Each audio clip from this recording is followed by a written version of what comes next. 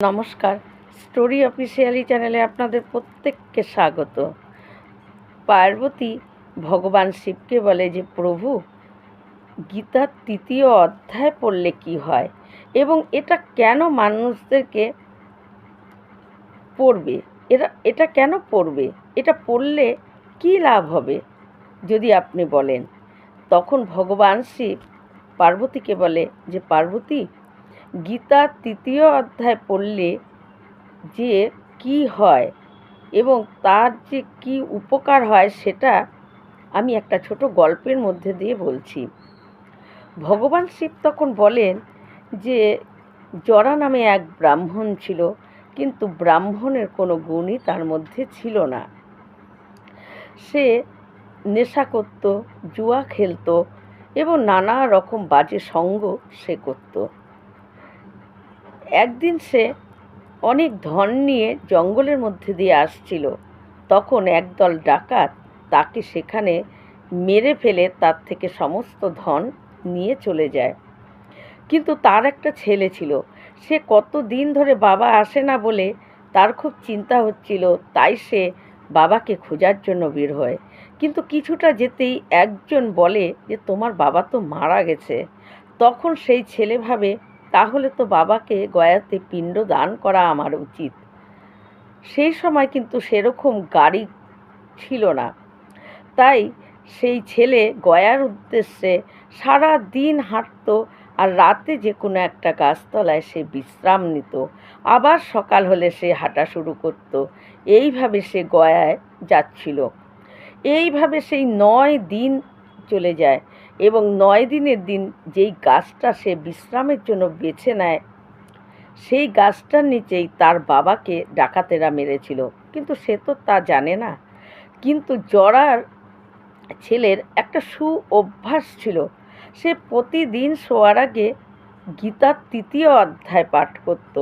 সে সেদিনও গাছতলায় সেই গীতার ৩য় অধ্যায় পাঠ করছিল। এমন সময় দেখে আকাশ থেকে একটা বিমান তার সামনে আসে এবং সে দেখে অবাক হয়ে যায় যে এটা কি।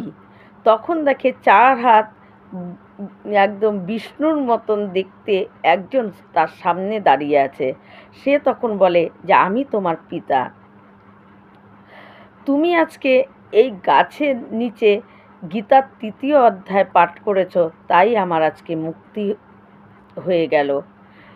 আর এতদিন আমি এই গাছের মধ্যে আমি একটা পেত হয়ে ঘুরে বেড়াতাম।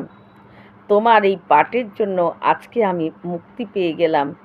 আমার একটাই অনুরোধ, তুমি আমার পূর্বপুরুষদের জন্যও তুমি এই গীতার ৩য় অধ্যায় পাঠ করবে। তখন জরার ছেলে বলে যে আমি শুধু যে আমার পূর্বপুরুষদের জন্যই গীতার ৩য় অধ্যায় পাঠ করব তা না বাবা, আমি ওইখানে যত লোক কষ্ট পাচ্ছে, যারা নাকি পিতৃলোকে আছে, যারা নাকি নরকে কষ্ট পাচ্ছে, তাদের কোনো পাপ কর্মের জন্য তারা কষ্ট পাচ্ছে, আমি তাদের উদ্দেশ্যেও গীতার ৩য় অধ্যায় পড়ব। যতক্ষণ তারা উদ্ধার না হচ্ছে আমি ততক্ষণ গীতার ৩য় অধ্যায় পড়তেই থাকব। তখন ওই বিমানে চড়ে তার বাবা চলে যায় এবং সে মনোযোগ দিয়ে গীতার ৩য় অধ্যায় পড়তে থাকে। তার এই গীতার ৩য় অধ্যায় পড়ার জন্য একদিন বিষ্ণু যমকে বলে যে তোমার ওখানে যতজন আছে সবাইকে আমার লোকে পাঠিয়ে দাও, তারা প্রত্যেকে মুক্তি হয়ে গেছে, তাদের আর কোনো দোষ নেই। তাই তখন শিব পার্বতীকে বলে যে যদি কেউ গীতার ৩য় অধ্যায়টা কারো উদ্দেশ্যে পড়ে, তার আর ওই নরকের যন্ত্রণা কষ্ট ভোগ করতে হয় না, সে উদ্ধার হয়ে যায়। যে পড়ছে তার তো উদ্ধারের কোনো চিন্তাই নেই, সে তো উদ্ধার হবেই, কিন্তু তার পূর্বপুরুষ এবং সেও যদি অন্য কারো উদ্দেশ্যেও গীতার ৩য় অধ্যায় পড়ে, তাহলে তার আর এই নরক যন্ত্রণা ভোগ করতে হয় না, সেও মুক্তি পেয়ে যায় এবং মুক্তি পেয়ে সে ভগবান ধামে চলে যায়। তাই দেবী, গীতার ৩য় অধ্যায় পড়া প্রত্যেকটা মানুষের খুব দরকার। এই রকম ভিডিও পাওয়ার জন্য আমার চ্যানেলটিকে সাবস্ক্রাইব করবেন। নমস্কার।